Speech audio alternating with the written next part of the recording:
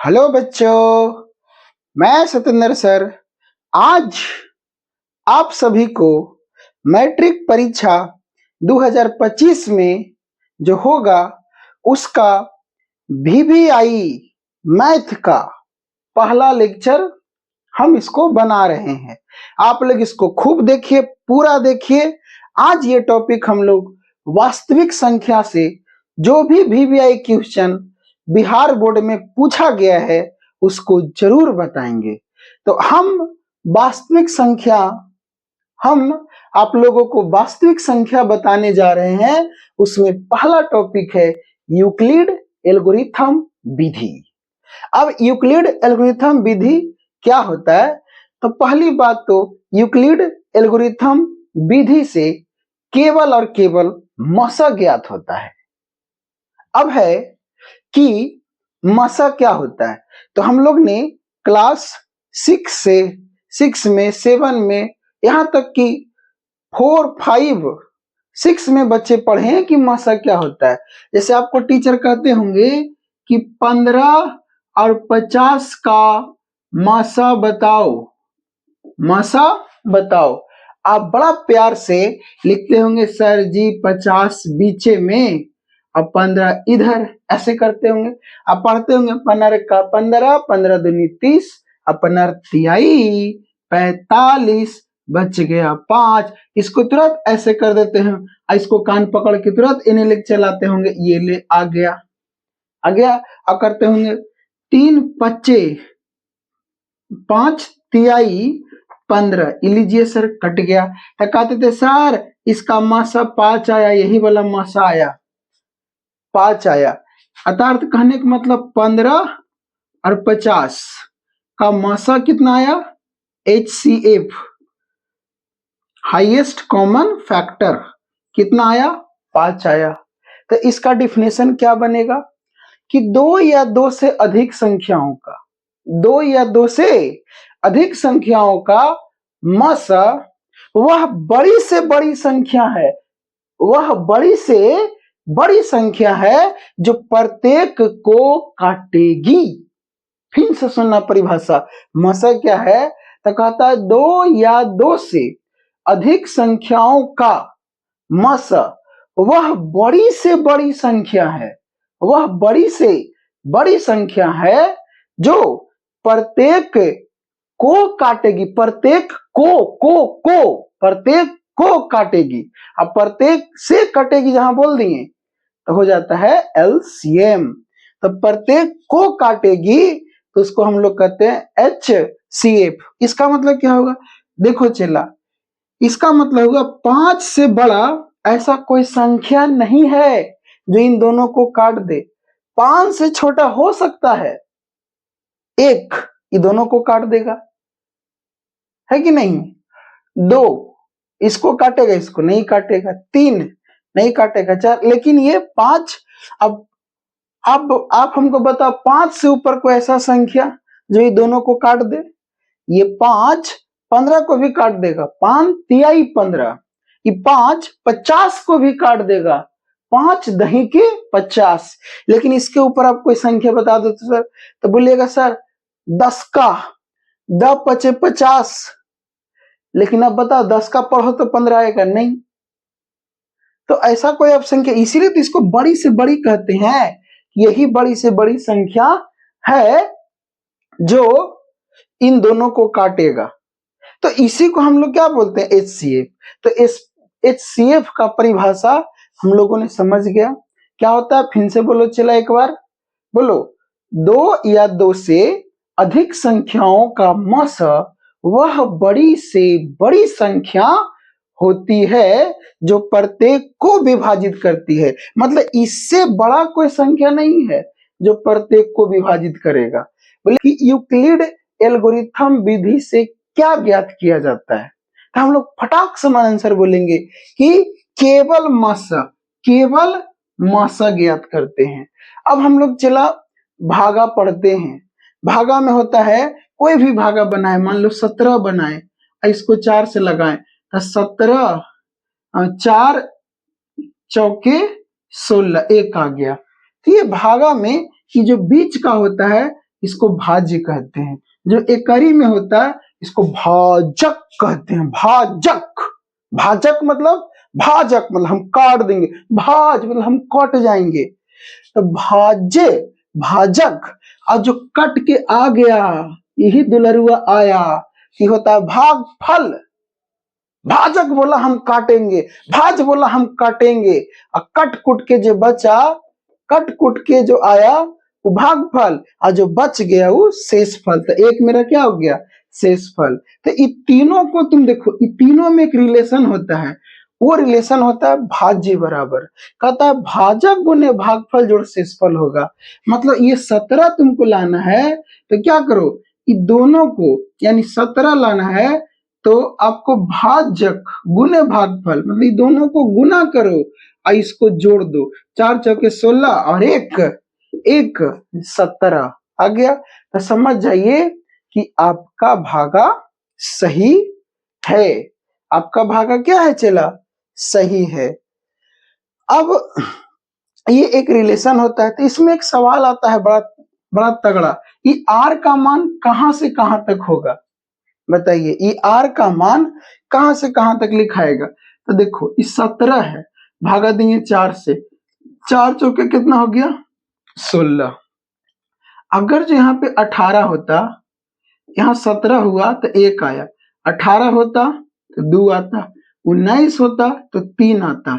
लेकिन जैसे अगर जो 20 करते, कितना करते हैं 20, तो क्या यहाँ पे 4 आता, नहीं, तुरंत कितना आ जाता, 0 आता। कितना आ जाता, 0, क्योंकि 4 पचे यहाँ पर 1 बढ़ जाता और 4 पचे 20 यहाँ पर हो जाता 0। तो इसका मान, ये जो r का जो मान है कभी भी इसके बराबर आएगा नहीं आएगा, इससे हमेशा कम आएगा। तो इसीलिए कहता है कि शेषफल का जो मान होता है ना चला, इसका मान, शेषफल का मान वो हमेशा 0 से बड़ा या बराबर, 0 आ सकता है, 0 आ सकता है और 0 से बड़ा आएगा, लेकिन इस शेषफल का मान किससे छोटा होगा, तो हमेशा भाजक से छोटा होगा। तो कभी दे देगा 0 greater than equal to r equal to, अब भाजक का नाम दे देगा b। ये आंसर हम लोग टिक कर देते हैं। तो अभी तक हम लोगों ने देखा कि यूक्लिड एल्गोरिथम विधि क्या होता है। तो यूक्लिड एल्गोरिथम विधि से केवल और केवल मस ज्ञात करते हैं, और इसमें एक फॉर्मूला होता है भाज्य बराबर। क्या होता है भाज्य बराबर, भाजक गुने भागफल जोड़ शेषफल। अब चला, अब 2024 में एक क्वेश्चन आया, यूक्लिड के विभाजन एल्गोरिथम का प्रयोग कर, तो यही थ्योरी पे 148 185 का मसा ज्ञात करे। तो देखो कैसे बनाएंगे इस सवाल, कैसे बनाएंगे, जरा सोचो। देखो क्या करना है, हम पहले लिखेंगे जो मान आपका बड़ा है और एक मान छोटा होगा, है ना। तो जो मान बड़ा है उसको हम लोग मानते हैं भाज्य। क्या मानेंगे, ऐसे लिख देंगे भाज 185, और जो छोटा है उसको भाजक, क्योंकि काटेगा यही ना 148 हो गया। भाज 185 और भाजक 148, और लगा देंगे यहाँ पर नीचे यूक्लिड एल्गोरिथम विधि से, यूक्लिड एल्गोरिथम विधि से कहता है भाज्य बराबर क्या होता है, भाजक गुने भागफल प्लस शेषफल। भाज्य बराबर भाजक गुने भागफल प्लस शेषफल।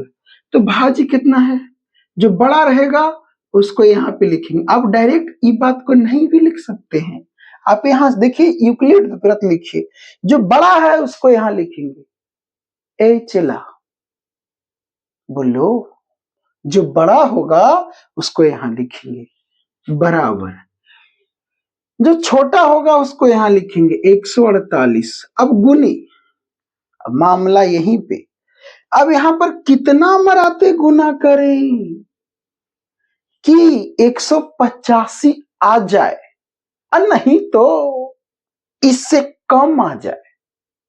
यहां भागफल में कितना मराते गुना करें कि 185 आ जाए और नहीं तो इससे कम आवे, इससे बेसी नहीं आना चाहिए, है कि नहीं, इससे बेसी नहीं, इससे कम, चाहे तो ई आ जाए तो बहुत बढ़िया, यूक्लिड यही खत्म हो जाएगा, नहीं आवे तो एक स्टेप और बढ़ेगा। तो बताओ 148, अब यहां पर तुम चेक करो, 148 को तुम 1 से गुना करो, कौन बकलोल आदमी जो होगा 1 से गुना करेगा? अरे 1 से गुना करोगे तो गुना करने की जरूरत है, 1 से गुना करोगे तो वही ना हो जाएगा 148। लेकिन जैसे 148 को 2 से गुना करो तो जरूरत नहीं है गुना करने का, थोड़ा सा दिमाग लगाओ, ये भाई 2 से गुना करे, ये एक है तो ऐसे 200 हो गया, ये 185 है, ये 200 से कम है, और यहाँ जैसे गुना करेंगे ये 100 अगर जो मानते हैं तो 200 हो जाएगा। लेकिन फिर भी एकदम ने बुद्धि काम करता है, तो 2 8 16, हाथ में 1, 2 चौके 8, 8 1 9, 2 एकम 2, 296, तो ज्यादा ना हो गया तो नहीं लगेगा, तो कितना लगेगा, 1 मराते कितना आया 148। अब जितना गुना करके आया इसमें से घटा दो, यानी 185 में से 148 घटा देंगे, तो 5 में से 8 नहीं जाएगा, पैसा मांगेगा, 15 में से 8 जाएगा तो कितना बच जाएगा 7। अब बताओ यहाँ पर, अब यहाँ हो कितना गया, 7 में से 4 गया 3, तो प्लस कितना आ गया चला 37। अब अभी कंप्लीट नहीं हुआ, अब बोलेंगे तिरछे देखो, कहां देखना है, तिरछे, ऐसे तिरछे, तिरछे देखो, तिरछे देखो मतलब यहां से तिरछे देखो, तिरछे मतलब ई अब उठ के यहां आएगा, ई, इसको उठाओ, यहां रख दो, इसको उठाओ और यहां रख दो, रख दिए, अब ई उठ के एक तरह आ जाएगा 37 गुनी, आहा, अब रे फिर इसमें क्या गुना करे कि 148 आ जाए, नहीं तो फिर इससे कम आ जाए, तो चेक करते हैं यार, चला 1 से गुना करने की जरूरत है नहीं, क्योंकि गुना करेंगे वही आएगा, 2 से करते हैं, तो 2 सते 14, हाथ में 1, 2 तिहाई 6, 6 1 7 हो गया, 74 आया। आओ देखते हैं, 37 को 3 से लगाओ, 3 सते 21, 3 तिहाई 9 और 2 11 हो गया, और लगाओ, कहा पता, 4 से लगाओ, 4 सते 28, 4 तिहाई 12, 12 2 14 इस तरह जैसी 4 से लगाए सेम सेम। अब आगे गुना करेंगे नहीं, बाहरी वाह, या भगवान, ये काहे मिल मिला रहा है, क्या हुआ इसको, अब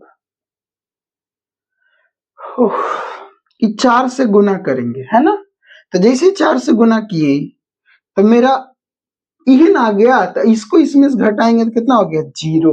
अब जैसे शेषफल 0 आ जाए तो नीचे एक प्यारा सा शब्द लिखेंगे, यही आपका HCF हो जाता है, चला लिखेंगे, अतः 185 एवं 148 का HCF, HCF बराबर 37, कितना हो जाएगा 37, और इसको बड़ा प्यारा सा आंसर दे देंगे ऐसे, चलो स्क्रीनशॉट।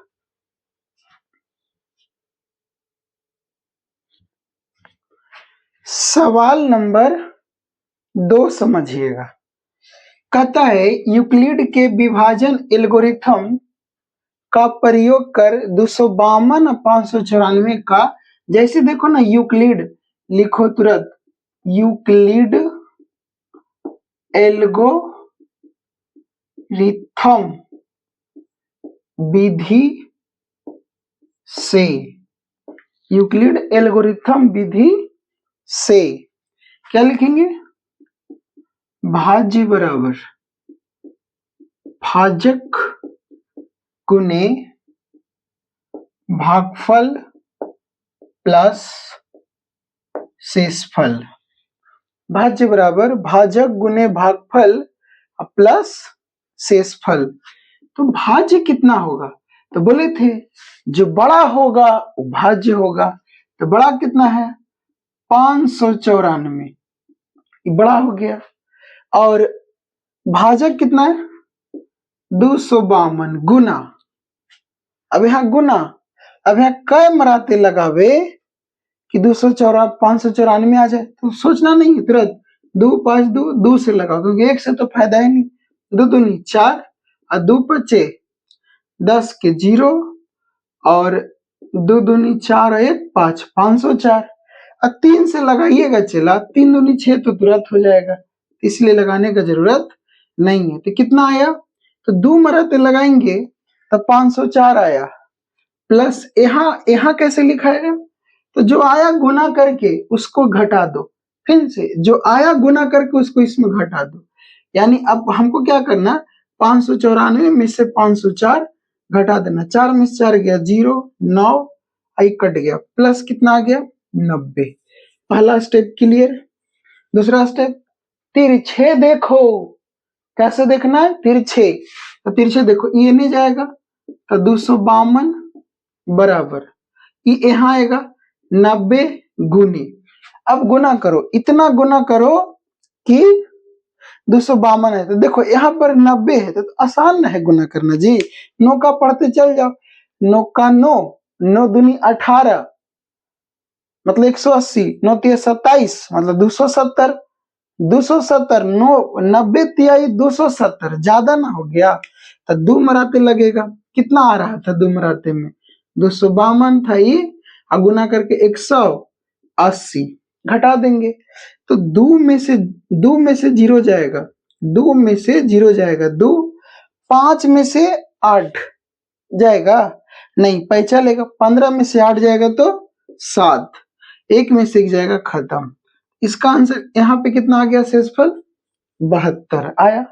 अब रिफिन क्या करेंगे, तिरछे देखो, अब रिफिन यहाँ आ जाएगा 90, ये कहाँ आ जाएगा 72 गुने, क्या 72 में 2 गुना करोगे 1 से तो 72 ही होगा, तो कम है, अब चेक करते हैं 2 से लगा के, तो जैसे यहाँ 2 लगाओगे तो क्या 90 आएगा, 90 से बेसी ही आएगा, क्योंकि 2 करोगे 70 दूनी 140 ऐसे ही होता है, तो फिर यहाँ पर 1 मराते लगेगा, अब प्लस यहाँ क्या लिखाएगा, तो घटा के घटाओ, अब 90 में से 72 घटाओ तो 0 में से 2 जाएगा, 0 में से 2 जाएगा, नहीं जाएगा पैसा लेगा, 10 में से 2 जाएगा 8, और यहाँ पे बताओ 8 में से 7 गया 1, यानी कितना बच गया 18।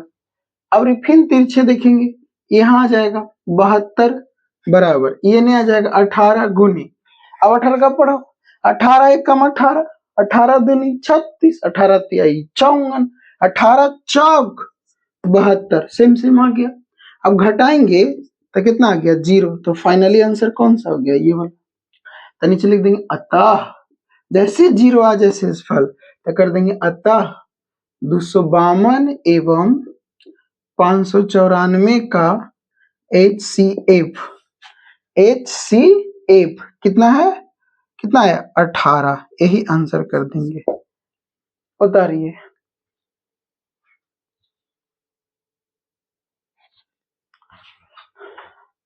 ये। अब सवाल नंबर 3, हमने अभी तक 2 सवाल आपको बता दिए हैं, आप जाइए उन दोनों को अच्छे से बनाइए, और इसके बाद 5 सवाल चला आपको होमवर्क दिए हैं, इस सब का आंसर तो हम लिख दिए हैं, लेकिन जिनसे लिखेगा, जिनसे बन जाएगा वो बच्चे कमेंट में लिखेगा यस सर मैंने बना लिया। पूरा मेरा सही सही आंसर आ गया। तो इस सभी को आप लोग चला इसको बनाइए, अब बना के देखिए कितना आपका सही होता है। तो इस तरह से VVI क्वेश्चन का पार्ट 1 भाग 1 आपका यहीं पे हम समाप्त करते हैं। अगले वीडियो में आएंगे अंक गणित सॉरी अभाज्य गुणनखंड विधि, वहां से भी एक सवाल उठाता है।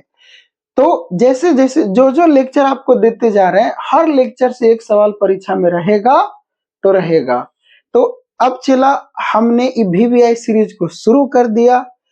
आपसे हम यही निवेदन करते हैं कि इस वीडियो को ज्यादा से ज्यादा शेयर करें, इतना शेयर करो कि हर जो बच्चा खास करके मैट्रिक का परीक्षा देने वाला है उनके पास ये वीडियो चला जाए।